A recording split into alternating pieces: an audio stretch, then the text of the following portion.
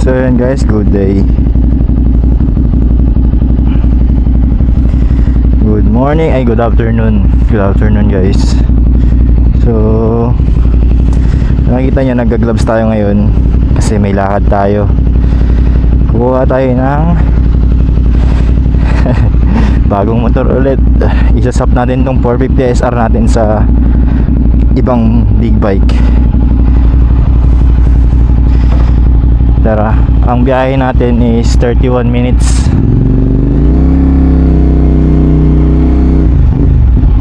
Puntahan na natin. 3:28 na pala, magagabi na. Kaya tara, bilisan na natin.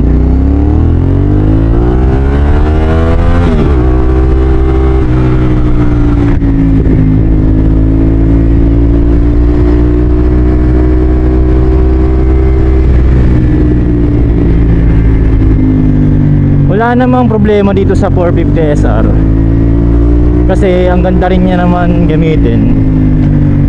Kaso nga lang kasi babalik na yung 10R natin, which is same sports bike siya. Eh pag dumating na yung 10R natin, hindi na natin magagamit to, di ba?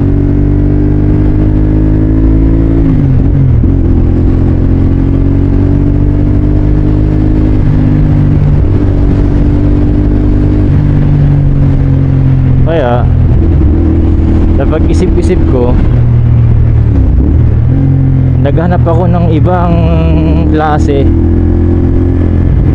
ng bike, ng ibang klase ng motor na pwedeng pang back ride at pwede din pang long ride, diba? Kasi itong 450 SR parang hindi ko siya mare-recommend as pang, lalo na pag may OBR kayo, hindi ko siya mare-recommend sobra. Kasi yung upuan nito sobrang tigas. Kawawa yung OBR.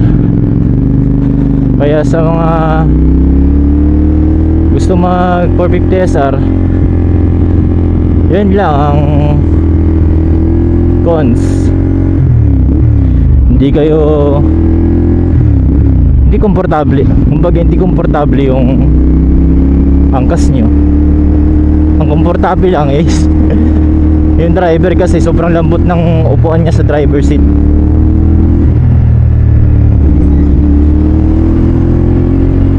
Kung makita nyo, sobrang ganda naman ng motor, sobrang liksi, tsaka yung power nandun.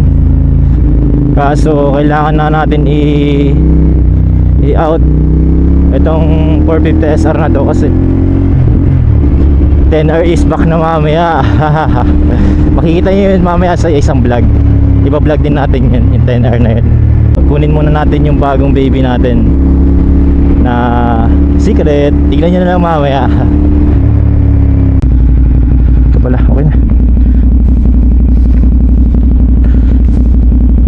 Nakaka-pressure to, no? Pag kumuha ka ng ticket sa toll, tapos biglang baka madaganan kasi tayo ng harang ng toll eh.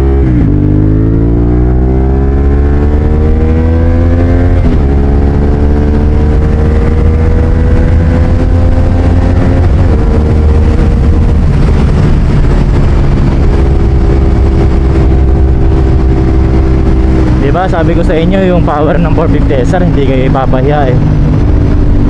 Kung gusto nyo ng forma tsaka sa bilis, tapos beginner friendly na big bike, isa to sa mare-recommend ko talaga.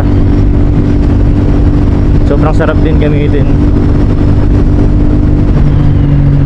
Kung ako wala lang akong 10R, ito ikikip ko na kasi sarap din naman siya gamitin. Ang biyahe pala natin guys, Valenzuela lang, malapit lang sa atin, kaya ginuna natin para new bike, new experience, tapos new memories. Diba? Yan ang masarap. Madami tayong nasusubukang motor. Nakakamiss yung gantong panahon kasi nakaraan tagal ng ulan, napakadami ng bagyo, tas baha pa, hindi makapagmotor. Kaya hindi ko rin to halos nagamit. cash lane. Cash lane ba to?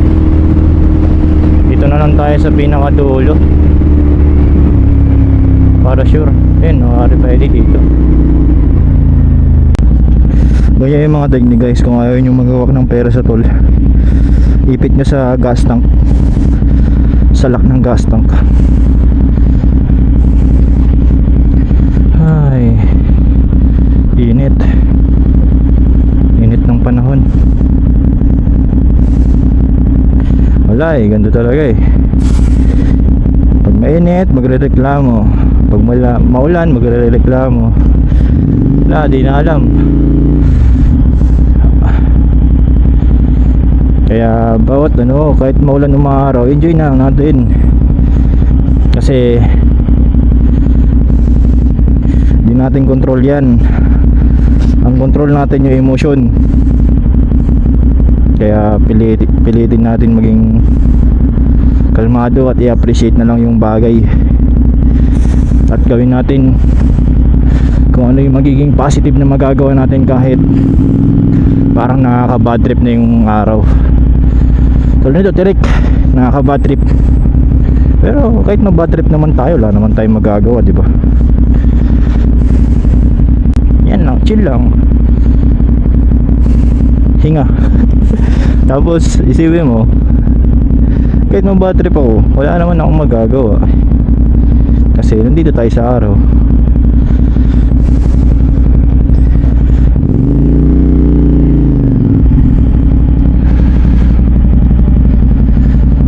Uy, madulas. Ba't ganun? Puro langis.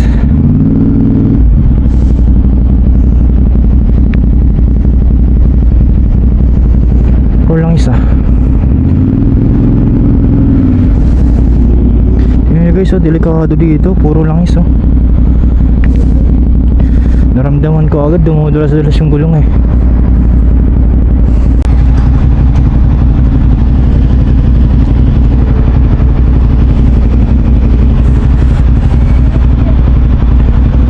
$148, mahal pala ano? Ang toll. Pamerienda na yun ah. Thank you. Kumakanta si ate.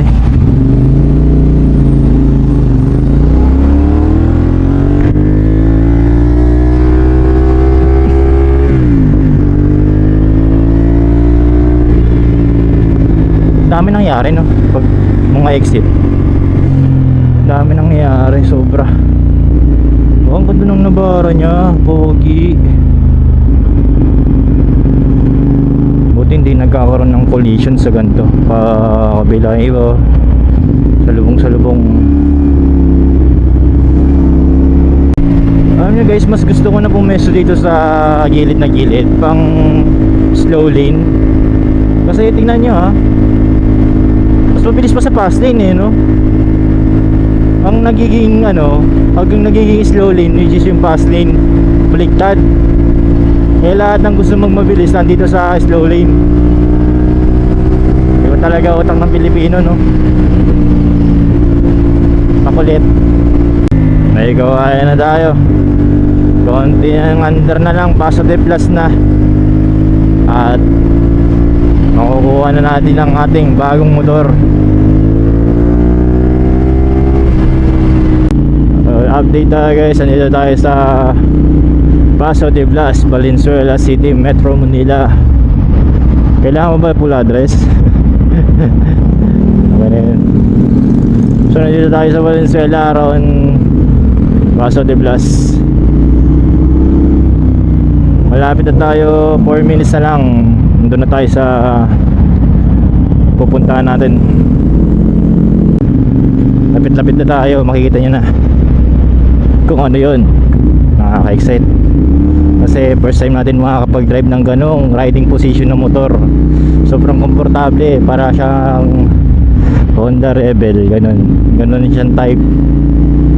Pero safe motor rin siya. Yun, nadulas na. Safe moto na mukhang Honda Rebel, pero unique siya. Ang ano lang sa kanya guys, belt siya, belt no? belt siya, belt. Hindi siya chain. Kaya hindi ko alam. Kasi mukhang mas magastos ata yan kaysa sa kadena. Maintenance ng kadena kasi yun. Once na maupod yun, di ba? Bibili ka ng bago, unlike sa kadena na hanggat hindi na kakalaon na lalaspag talaga yung kadena, hindi mo papalitan eh. Yung belt pag napudpud, hindi pwedeng hindi palitan. Kaya ito na. Ang dami nyo palang motor, sir. Tubig ko yan, gusto mo? Ano po? Tubig. Hindi, okay lang po. Sige po. Thank you po. Sabi ko, bibili pa rin siya. Tatay na. Gabi po, no? Gusto na anak ko kasi ano. Triple block. Sa kanya yung 310 niya yun. Ayaw niya na gamitin. Gusto niya sports. Sakto po, no? Wala po. Bebenta ko na rin niya eh. Wala po pala kayong sports. Sakto, meron na. May gusto niya talaga yan. Ano po? Lagi niya pinapanood sa internet eh. Sakto ko sa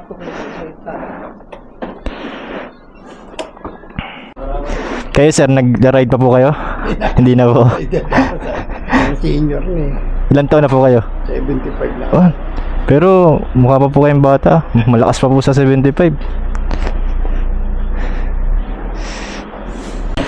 Alam ko same engine po to, no? Ng ano? Oh, same yan. Same yan sa'yo. Oo, same engine lang sila. Pero model yan. Oo. Yeah, guys, ito nga guys yung CLC ng Sep Moto. Pogi, no? Ito siya. Bali, swap natin siya sa 450 SR natin. Tapos mag-add tayo ng konti. Napakakinis. Odo nito is 3,000 lang. Tapos 2025 model siya. Modelo. Ito naman 2022. Tapos 5K odo. Tara, settle na natin. Sige sir, thank you po. Thank you rin. Para di ko na po kayo maabala. Sir, thank you po. Hanggang pag may unit po ulit. Sige po, thank you sir. Makapit po ba to sir? Makapit. Ano naman, nagalaw na yan eh. Ano, buti na lang meron din. Opo. Ganda ng tunog. Sige po sir, thank you po.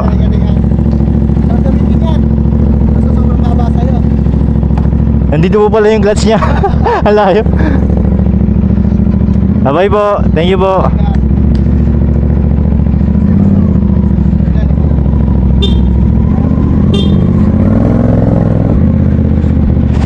Grabe, nakakapanibago, no guys. Nandito yung clutch sa harap.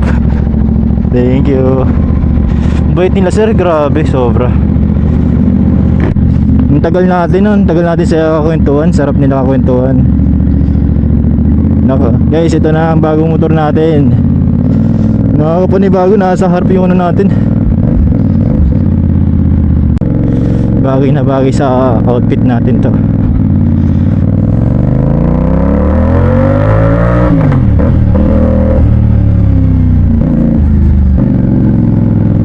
Ayos, sarap.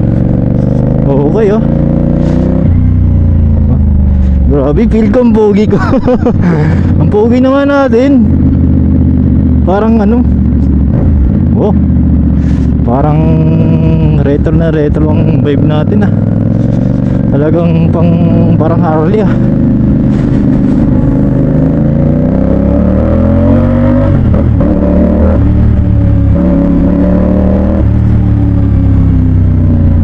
Ganda ng tunog.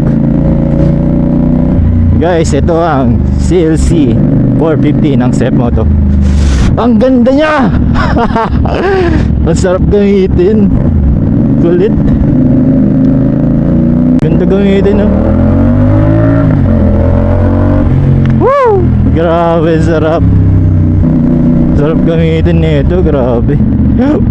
Lubak ko, di ba? Okay din sa lubak. Riding position niya sobrang komportable, grabe. Ang sarap.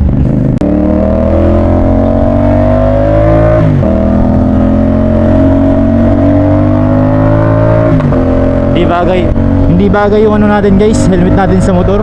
Yung helmet natin pang sports, tapos yung motor natin retro style. Hindi siya naka-align sa forma natin. Pero grabe, parang wala lang tayong sarap mag-drive ng ganito. Hindi mo iniisip yung dala mo kasi komportable talaga, parang wala kang dala.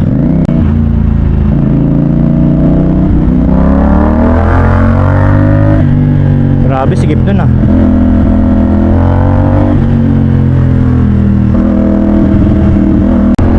Grabe tong motor na to, hindi mo iindahin yung likod mo dito. Sobrang komportable kahit mag long ride ka talaga. Wala, may enjoy mo pa yung lugar kasi hindi mo siya pwedeng sobrang bilisan kasi nga hindi naman siya para dun. Kaya mapipilitan ka enjoyin yung mga paligid habang nagmumotor. Ito ang may-recommend ko pag long ride kaysa mag-sports bike ka. Ito ang masarap gamitin para sa akin. Kita nyo naman riding position natin sobrang ang pogi, parang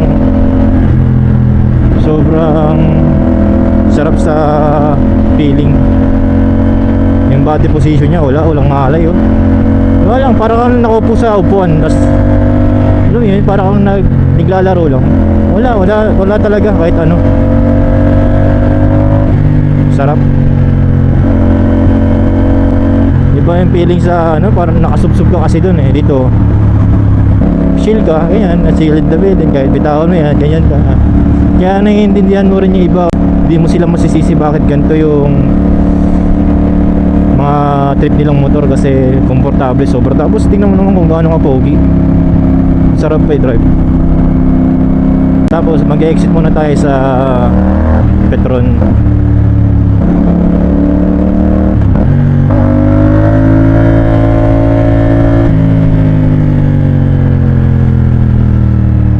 Ganda ng motor na to.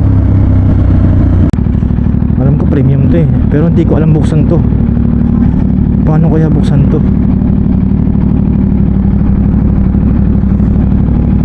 Nakakalito naman yung susian nun dito. Tapos ito, kailangan patanggalin yung cellphone. Yun.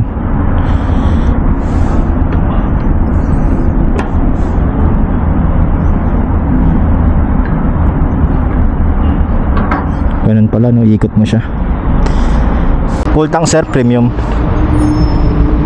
So ito siya guys, grabe yung pogi ang ganda ng itsura niya, poging pogi, sobrang komportable pa i-drive.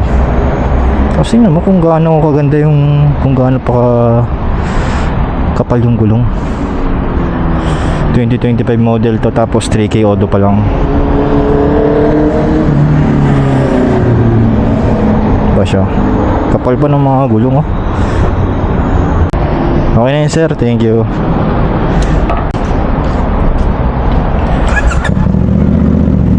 Thank you sir.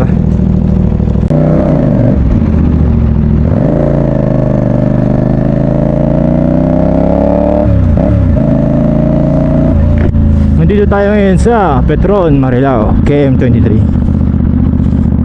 Sakay tayo ng CLC 450. Ganda ng tunog. Same engine to alam ko same engine to sa 450 SR pero ginawang retro.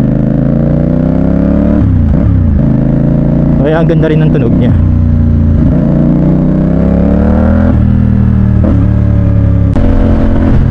Kita nyo naman to guys drive ka ng retro na motor tapos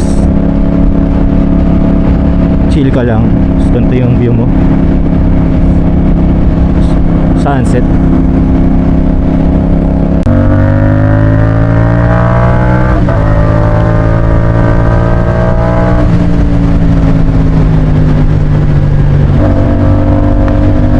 Hindi talaga siya pang mabilis guys, para akong binubugbog ng hangin. Salong-salo yung hangin. Hanapin natin yung papel na binigay dun sa toll kasi magkakash tayo dagdagan pa yung pila.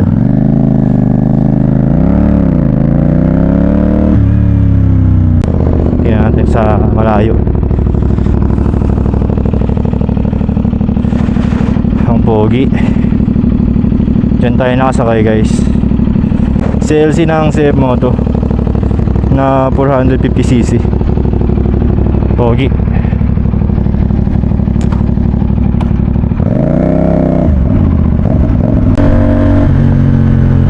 Daan tayong Mighty. Tingnan natin kung gaano kapogi yung motor. Dito tayo sa Mighty King, kung saan maganda mag-review ng motor.